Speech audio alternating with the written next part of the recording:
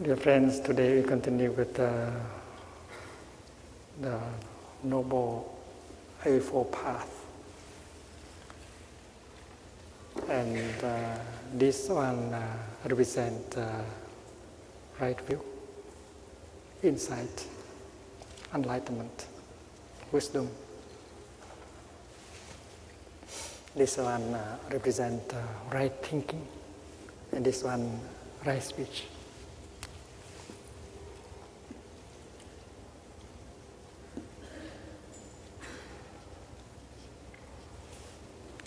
In the 5 mindfulness training, we learned that right speech goes together with deep listening, loving speech and deep listening.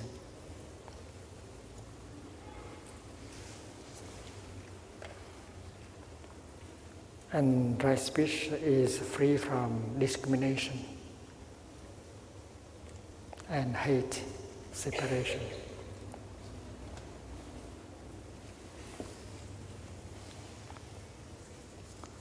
When the father sees himself in the son, and when the son sees himself in the father, they know that they are not really two persons. They are the continuation of each other. The son is a continuation of the father in the direction of the future. And the father represents the continuation of the son in the direction of the past. Thanks to the father, the son have access to all ancestors. And thanks to the son, the father has access to the future. So to link like this.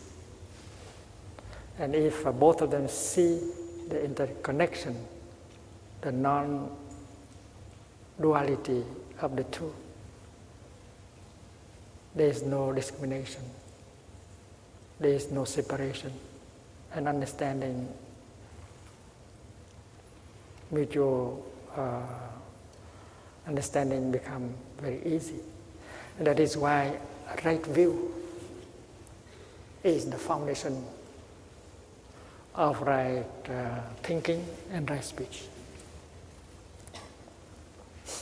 Right speech is what you say that goes in the direction of non-discrimination, non-separation. That has understanding and compassion. And this practice of right speech and deep listening is a wonderful instrument to restore communication.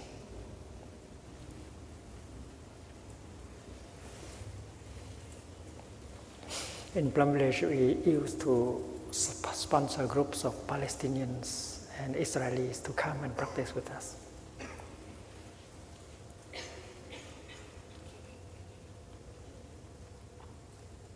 And it's very difficult to get visas for Palestinians. We had to work very hard with the Ministry of Foreign Affairs in order to get the visa for them to come and practice with us.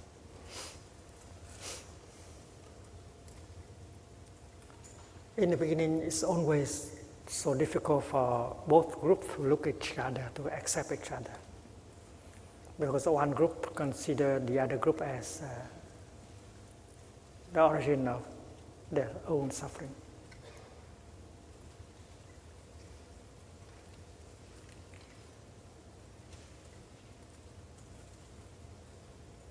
And we have asked a number of monastic members and lay members of the community to take care of these two special groups, because we have many other groups. And the first thing we do when they arrive is to help them with the practice of calming down, because there's a lot of emotion, a lot of anger and fear.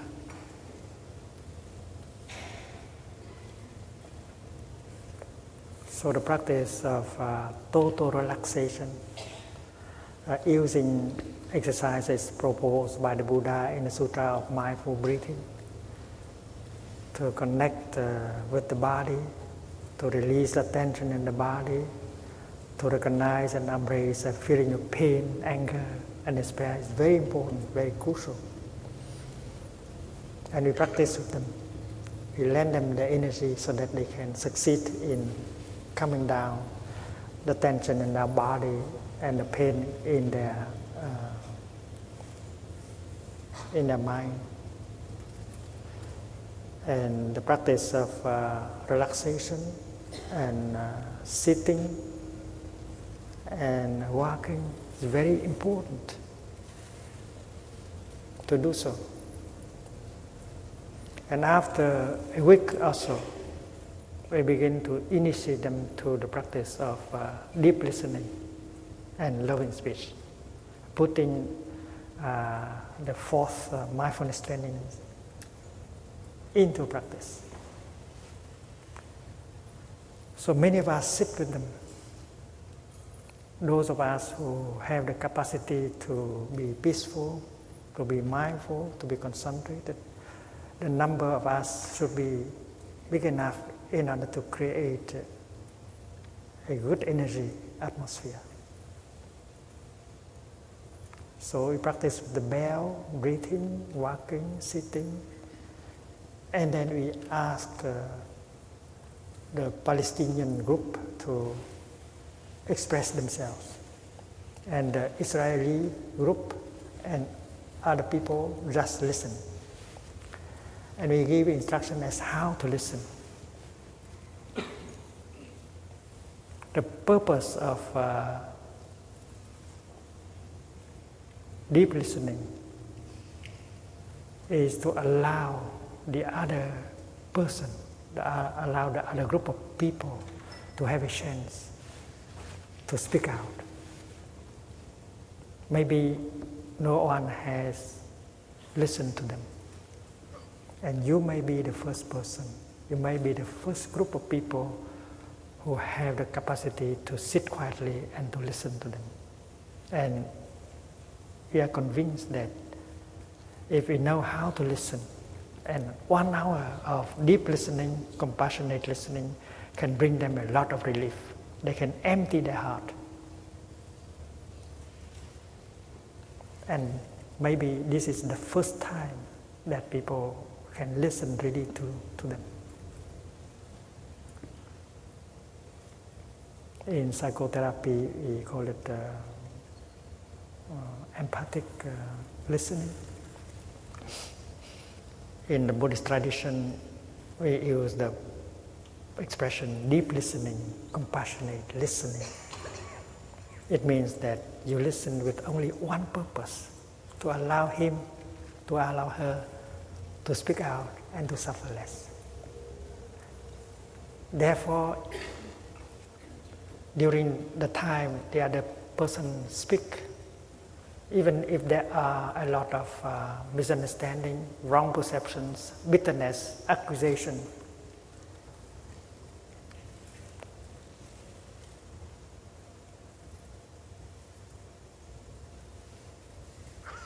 you are still capable of sitting quietly and listen, and do not try to interrupt or to correct. If you interrupt or correct, the session will become a kind of dispute and not a session of deep listening anymore. You have to practice mindfulness of compassion. And mindfulness of compassion is to keep in mind that desire, that purpose. I am listening to him with only one purpose, to allow him a chance to suffer less. So you are protected by compassion. So what the other person say cannot touch the seat of irritation and anger in you, because compassion is a wonderful kind of energy that can protect you. So even if what the other person say is full of accusation, complaint, blame, bitterness, wrong informations. The seed of irritation and anger in you is not water, because you are protected by the energy of compassion. And compassion is there because you have practiced mindfulness of compassion, remembering that you listen like this, I listen like this with only one purpose: just allow that person a chance to suffer less by speaking out. And that is not too difficult. If you do not practice mindfulness and compassion, the seed of anger, irritation will be exposed, and when it is touched, they are touched by what the other person said, for the energy of anger and irritation will come up, and we are lost. We will lose our capacity of listening. That is why when you sit down and listen, you have to follow your in breath and out breath, and remember just one thing: I listen like this with only one purpose, that is allow her to speak out and to suffer less. And that is the practice of Bodhisattva Kuan Yin, Avalokita. And there is a Kuan Yin inside of us. You can do it. You can play the role of the Bodhisattva of compassionate listening. You can listen to your husband. You can listen to your wife. You can listen to your father, your son, as a Bodhisattva. The Bodhisattva of deep listening is not in the cloud. He is, she is in your heart. And invite him to manifest in order to help you to listen. So any kind of bitterness, sourness, accusation would not make you angry, because you are protected by compassion. And every one of us has the seed of compassion inside. That is the Buddha inside of us. The Buddha inside of us is not just an idea, it's the reality. We have the capacity of being compassionate, of being understanding. We have the seed of forgiveness and joy and peace and liberation in us. That is the Buddha inside. We have to trust the Buddha inside and allow the Buddha inside to have a chance to operate. And just practice mindful breathing, and the Buddha will manifest and help us.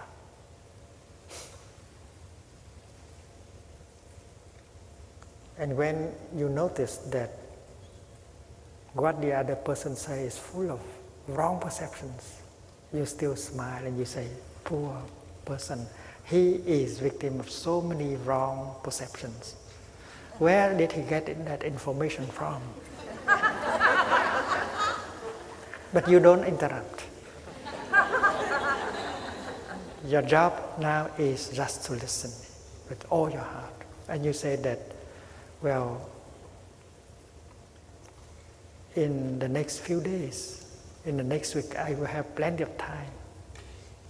I will offer him or her information so that he or she can correct his perception. But not now. Now is the time to listen. And we listen like that. If we can listen like that for 1 hour, it will be very healing.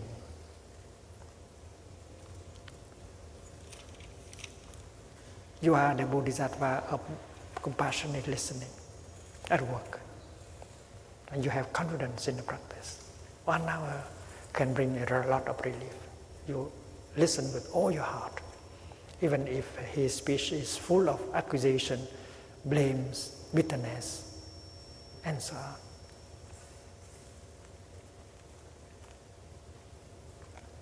You are a beautiful Bodhisattva sitting there and practice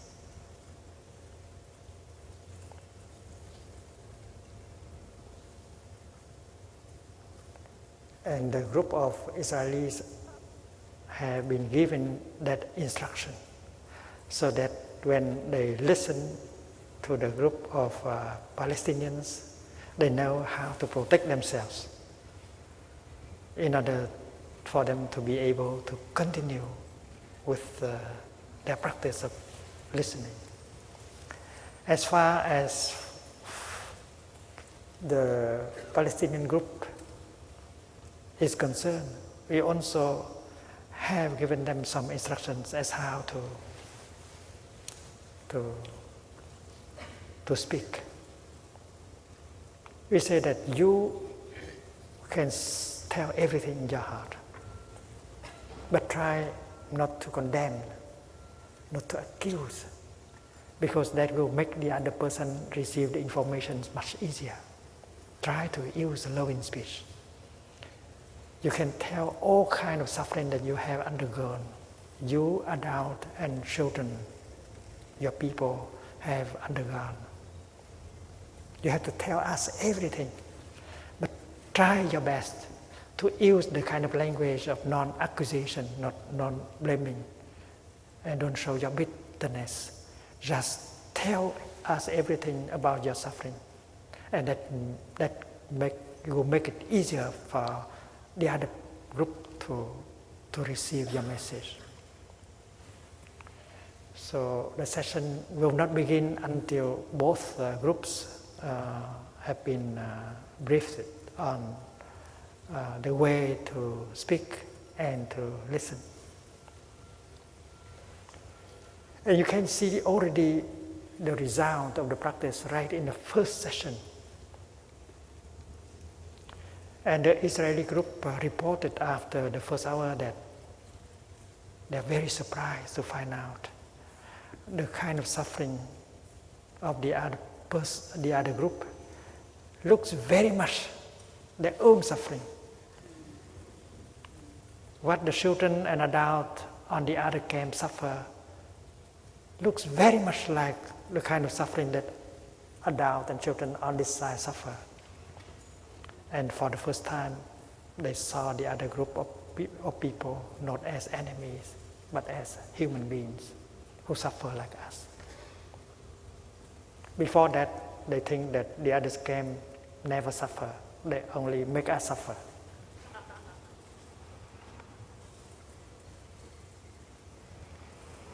We are only the group that suffer. On the other camp, they don't suffer. They just want to make us suffer. So that kind of wrong perception is removed right away during the first session of practice. And when you see them as human beings who suffer like you have, suddenly there is compassion in your way of looking. And when you look at them with compassion like that, you don't suffer anymore. And when they see you looking at them like that, they don't suffer anymore. And the miracle happened like this, right in the first session of the practice.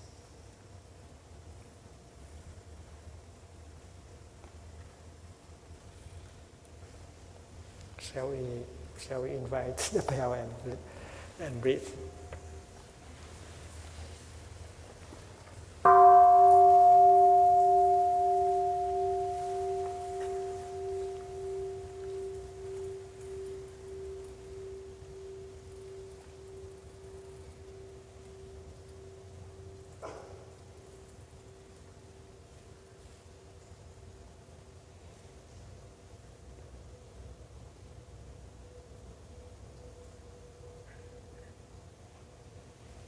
One session is never enough, so we give that group another session and another session if we need more practice. And this side practice the practice of deep listening and loving speech, and discover and begin to understand suffering. When you see the suffering, compassion will rise in you. And it is compassion that neutralizes anger and hate in you. The healing takes place when you sit and listen. Compassion is the antidote of anger and hate. And when you listen and if you recognize, you touch the suffering in the other group, compassion naturally arises. The first noble truth is very important. That is why we call it noble truth.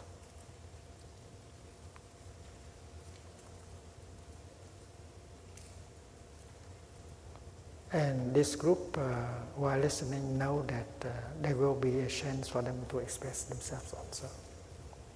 We will have a chance to tell them of our own suffering, the suffering of our children, and the adult.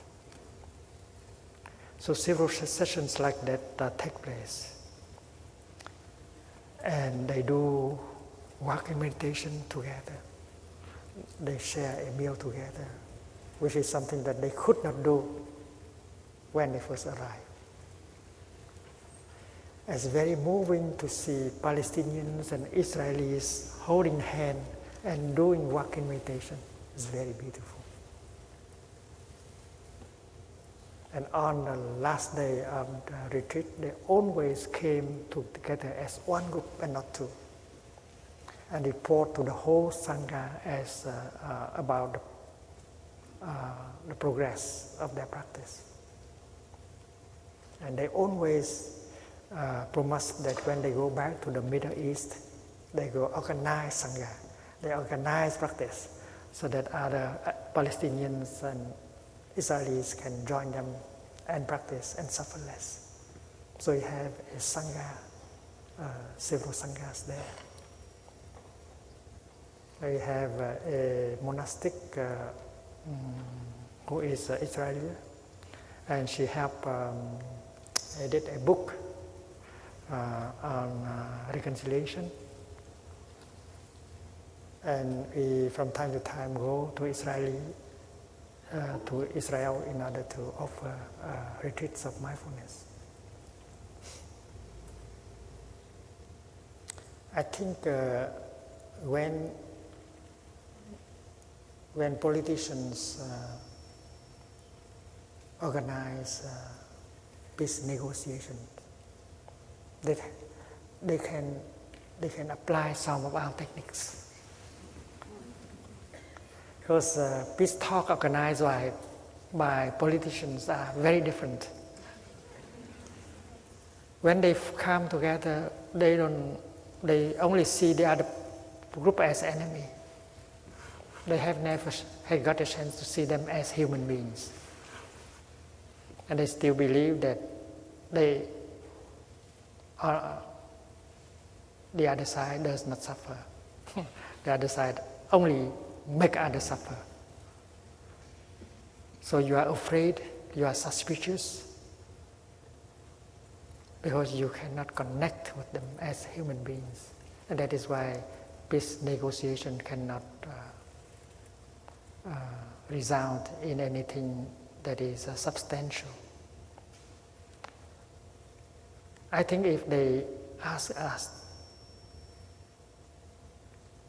to come and help, we will be ready to go.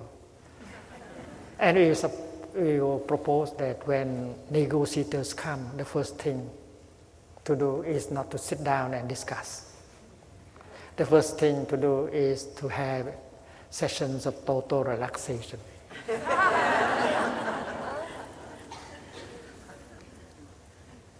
To calm down.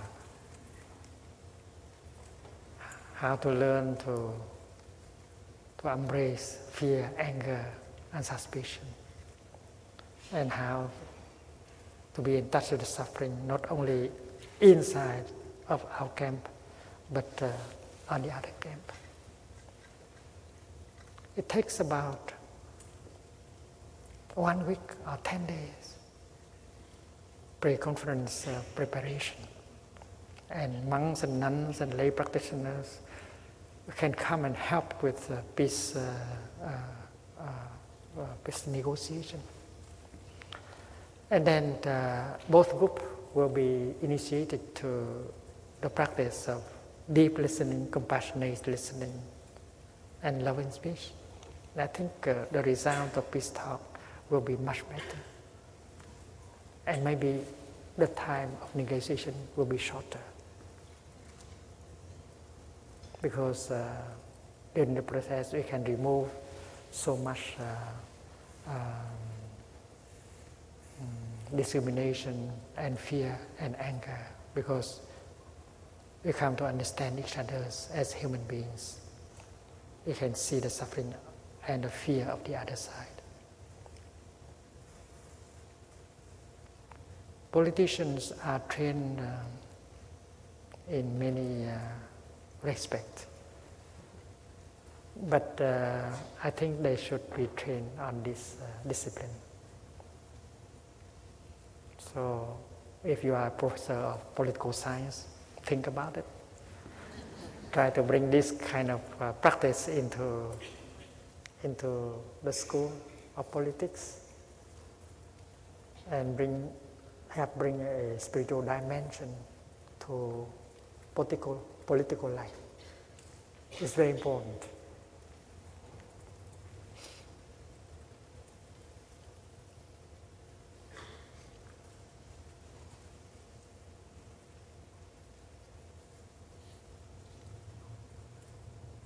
Every one of us has the seed of understanding, compassion, forgiveness in us. And in a retreat, we have a chance to breathe, to walk, to listen to a Dharma talk. A Dharma talk is like rain, the Dharma rain.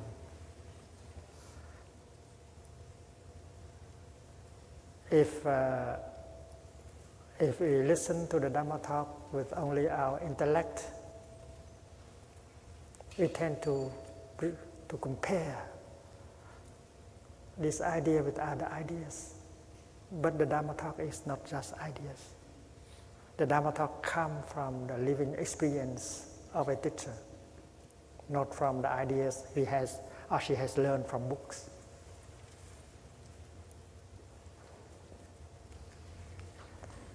The best way to listen to a Dharma talk is not with your intellect. Remove the intellect. Allow the Dharma rain to penetrate deep into your store consciousness. Your intellect is like a piece of nylon that prevents the rain to penetrate in the soil. Usually when you hear something that agrees with your views, you hear something and you have some view and you bring up and compare. And if what is said agree with what you think, you said this is the truth, you accept. And when they say something and you bring something and you say it's not what I will, so you reject. So in both cases, you learn nothing. And that is the work of the intellect. I think we have to send your intellect to a vacation and allow the Dharma rain to penetrate into the soil of our store consciousness, because there are so many good seeds down there. The seed of understanding, non-discrimination, compassion. And the Dharma talk always water the best of the seeds in us. That is why during the Dharma talk, we feel wonderful already, like the Dharma rain has penetrated into our being. In the time of the Buddha, many people get enlightened just during a Dharma talk, because they allow the Dharma talk to come deeply down and touch the best thing in them. And one of the seeds is the seed of awakening, enlightenment. And during the first, second, third, 4 days, walking, sitting, breathing, and listening to the Dharma talk, we witness to the transformation inside of us. The seed of anger, fear, and so on are not water. the other kind of seed that is positive, that are positive, I water every day. And that is why on the 5th day, the situation is different. And usually on the 5th day, we ask practitioners to put into the practice the teaching of deep listening and loving speech. We say, ladies and gentlemen, it's now the time for us to use the instrument we have received from the Buddha in order to restore communication with the person we are having difficulties with. You have until midnight tonight, we say, to reconcile with him or her. If she is in the retreat, that is very easy, because she has been exposed to good watering of the good seeds. So if you use a loving speech, you continue to water the good seeds in him or her, and then reconciliation can be very easy. And if the other person is not in the retreat, you are authorized to use your portable telephone.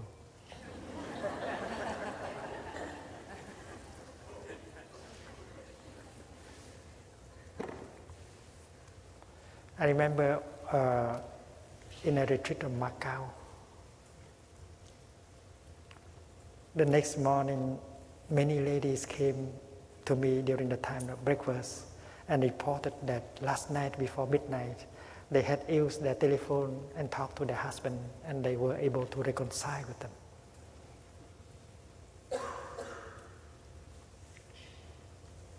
In a retreat in North Germany,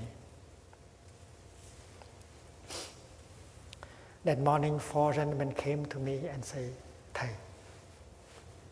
we reconciled with our father last night, just using our telephone. One gentleman said, Thầy, I could not believe that I can talk to my father that way. I was so angry at him. I never thought that I can communicate, I can talk to him the gentle way you succeed, you recommended. But when I follow your instructions, breathing in and out, and get in touch with the suffering inside of my father, and compose the name, suddenly I hear his voice, and I was able to talk to him very nicely. It has been many years I have not talked to him this way. And he did not know that that was possible, because during the first 4 days of the retreat, the seed of compassion and understanding in him have been watered by the Dharma talks. They have become more important now.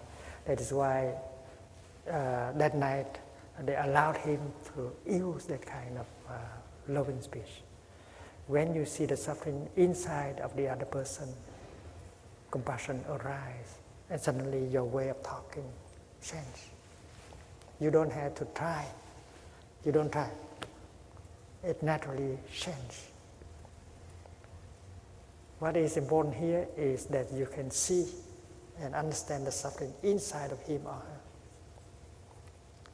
And when you get in touch with the suffering, naturally compassion arises in you, and suddenly you find it very natural to speak to him with compassion. And they reconcile with the father, who did not practice, who did not come to the retreat, but who opened their heart, and they talk and they reconcile. Miracles of reconciliation always happen in our retreat. And that brings us a lot of joy. That nourishes us very much, those of us who organize retreats. because just 4 or 5 days you can help people suffer less and reconcile. It's very wonderful. And that is why we should not underestimate the power of the 4th mindfulness training. The 4th mindfulness training can restore communication, realize reconciliation, not only between 2 people, but between 2 groups and even 2 nations. If you are a politician, professor of politics, if you are in the realm of international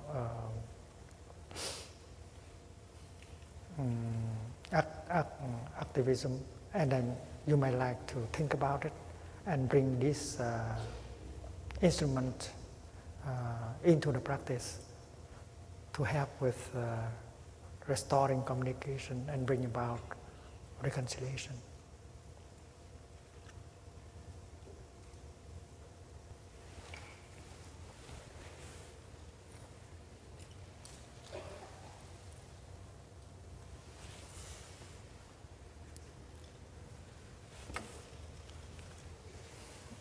This is right thinking, right speech, right action,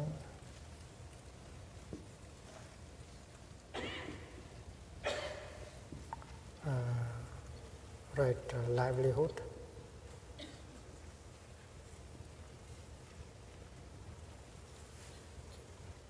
and right diligence.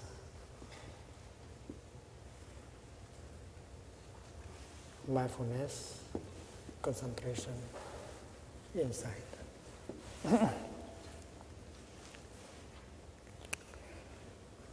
Right, livelihood is to select a kind of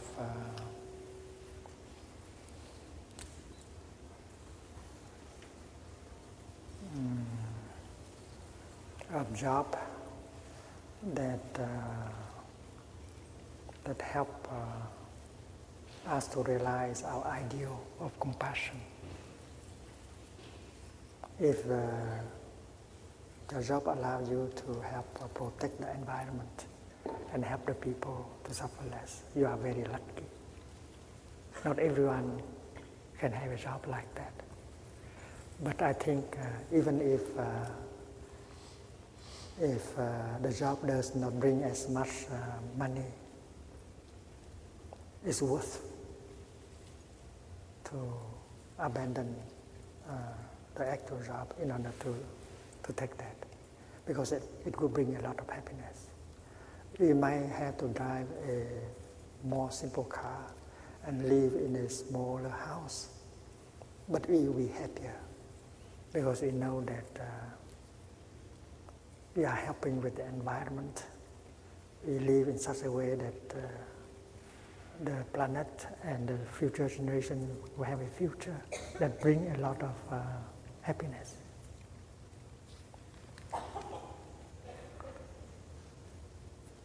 We should come to true diligence, and the teaching of true diligence in Buddhism is very concrete. It has 4 aspects.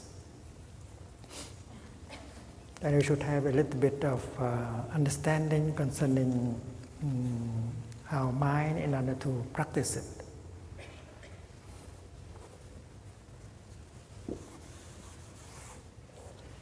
The other day we draw a circle and we say that mind in Buddhism has at least 2 layers, and the lower part represents store consciousness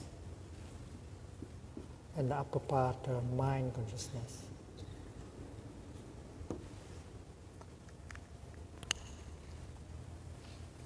And we know that there's so many seeds lying in the bottom of store consciousness, good seeds and negative seeds.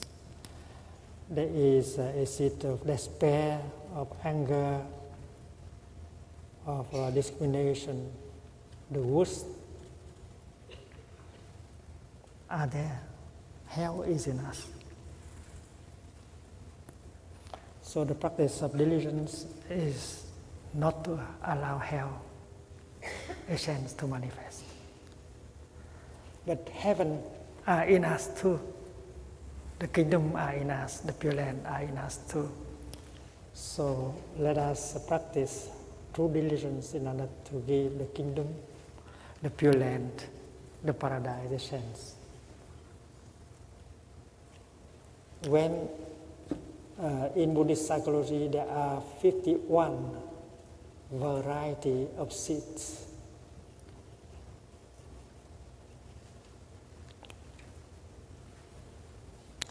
In physics, they speak of particle, and in Buddhist psychology, we speak of seed. We don't see them, but we know that they are there. Because they used to manifest for us to see. Like in quantum physics, you don't see the quarks, but you know that they are there.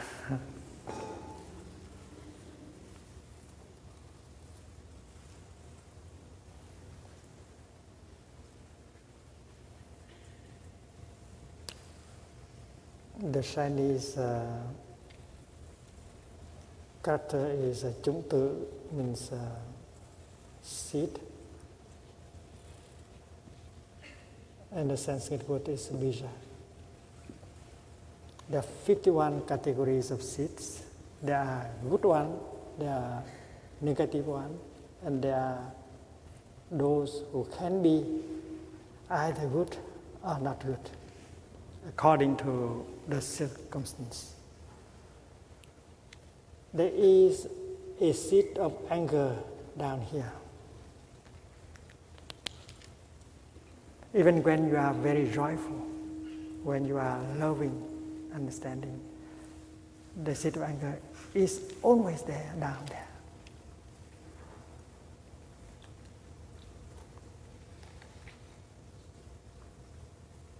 And if someone come and touch that seed of anger, if someone says something or does something that can touch off that seed of anger, it will manifest up here as a form of energy, the energy of anger. And when it manifests here, it is no longer called a bija, a seed, but a samskara. The chitta samskara.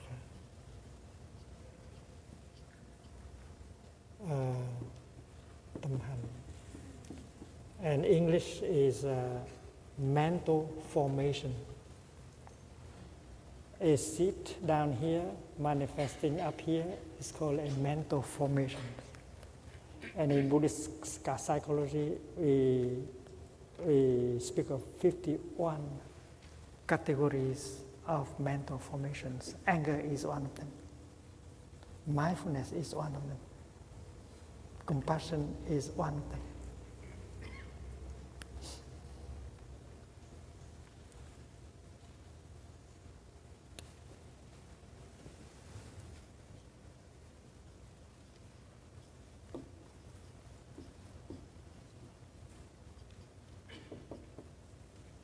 Formation is a technical term in Buddhism.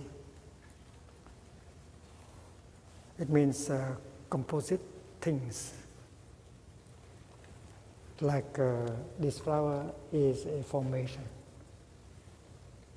It is made of non-flower elements, like sunshine and cloud and rain and minerals and so on. But this formation is a physical formation. And my hand is a physiological formation. My anger is a mental formation. There are 51 mental formations. And as a good practitioner, we have to be able to identify each of them when they manifest. And that is the object of the practice of the 9th exercise of mindful breathing.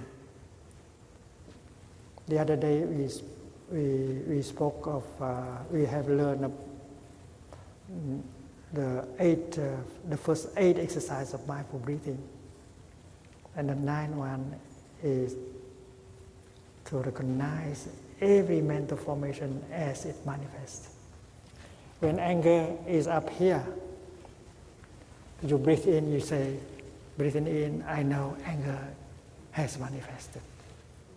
A simple recognition of anger as a mental formation.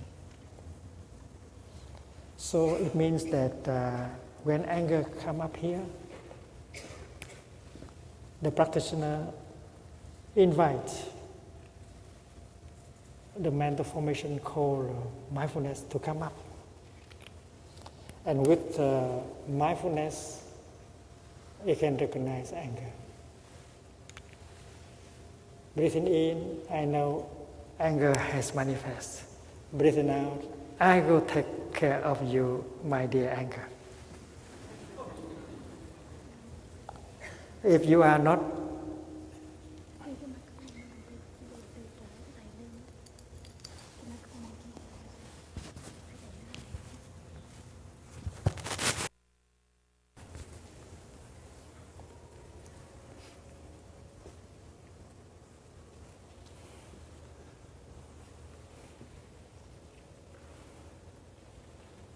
mindfulness is an energy, anger is an energy. Mindfulness recognizing anger, embrace anger, and bring relief.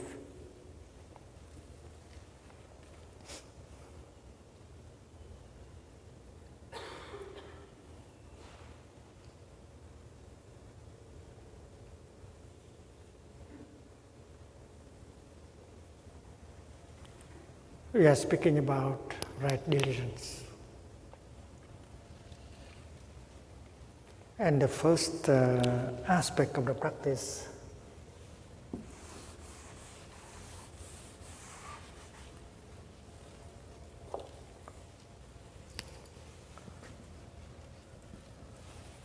is the negative seed, like anger, craving, fear.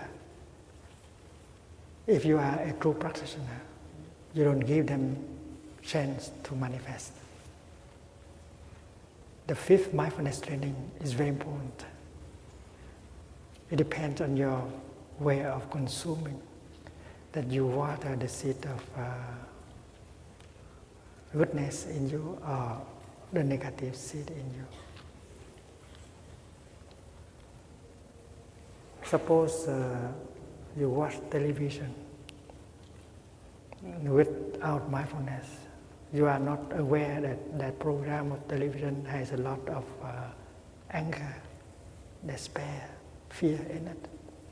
You allow yourself and your children to watch that film, so you consume toxins, poisons. Because while you are watching that film, the seed of anger, craving, fear are water, and they manifest. And if they grow strong, it's not good for you, it's for your child. That is why the first aspect of practice is not to give negative seeds a chance to manifest. Because once they manifest, down there, the seed becomes stronger at the base. So in a relationship, we have to apply this. We look at the other person, our partner, and say, darling, I have some negative seeds in me. And if you water these seeds, like jealousy, anger, fear, I will suffer. And if I suffer, you cannot be happy. So please do refrain from watering the negative seeds in me. And as for me, I make the vow not to water them by myself. And I make also the vow not to water them in you.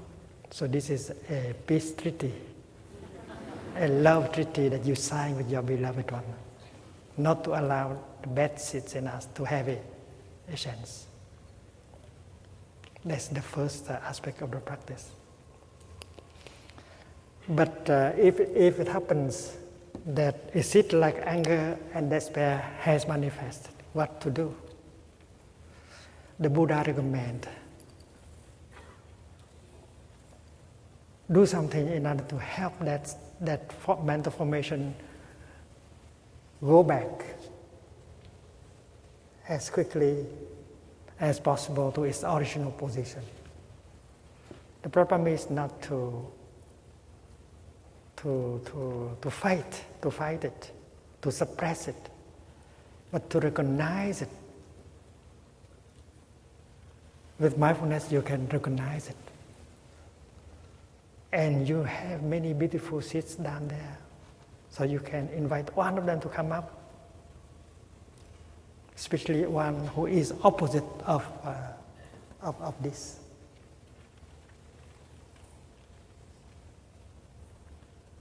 It's like when you play a CD and you don't like that music.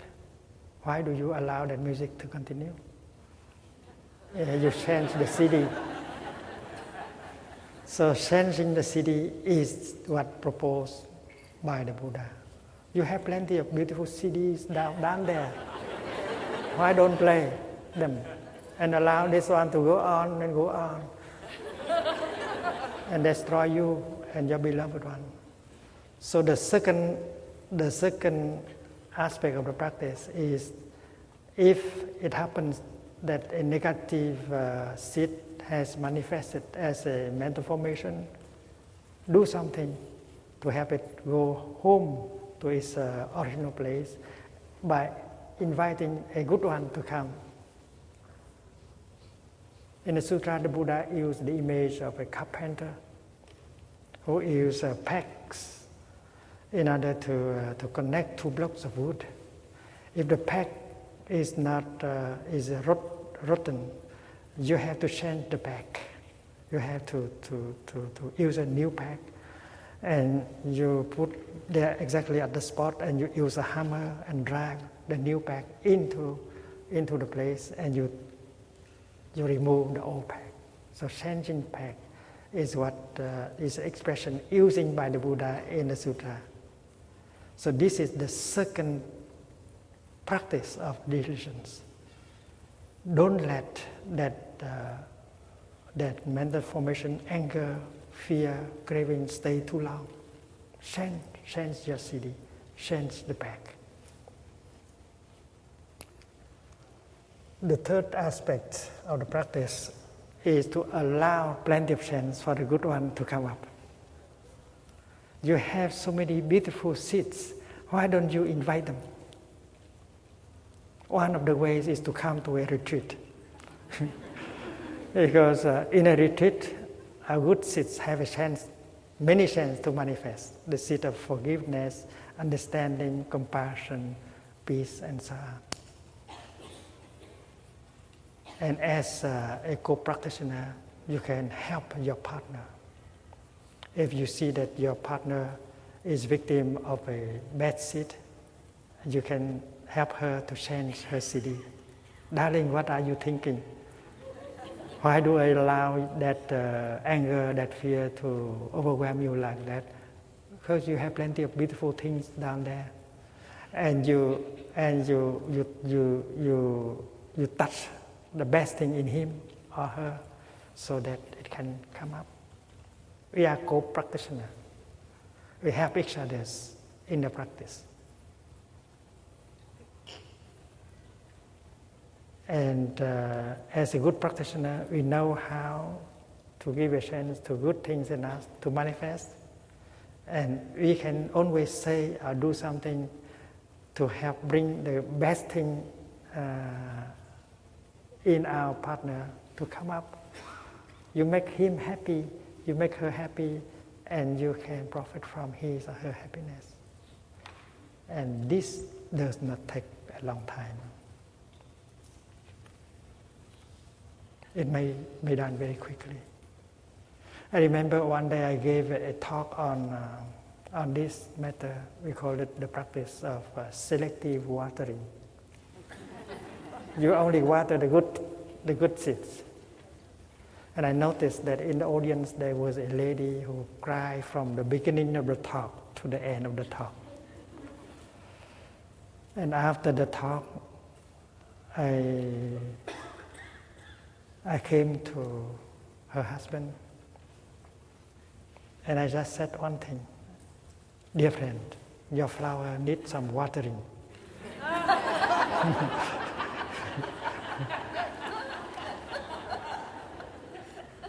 The couple came from Bordeaux, and in the morning they set out, and it's not very joyful because she suffered, she cried a lot. And I did not tell him more, that is enough. So on the way back to Bordeaux, driving, it would take only 1 hour. He practiced selective watering. And he told her how wonderful she is, how talented she is. And when they arrived, the children were very surprised because they were very joyful, father and mother. So it does not take much time. If you know the art of selective watering, you can change the situation in just 5 or 10 minutes. It works. And the fourth aspect of true diligence is that if the good seed has manifest up there, try to keep it there as long as you can. It's like when you have a good friend visiting you, you try to keep him or her along with you as long as possible. The same thing is true here. If the seed of joy, happiness, forgiveness, compassion has manifested, practice mindful breathing, walking, keep it long here, because while she's manifesting here, at the base, the seed continue to grow.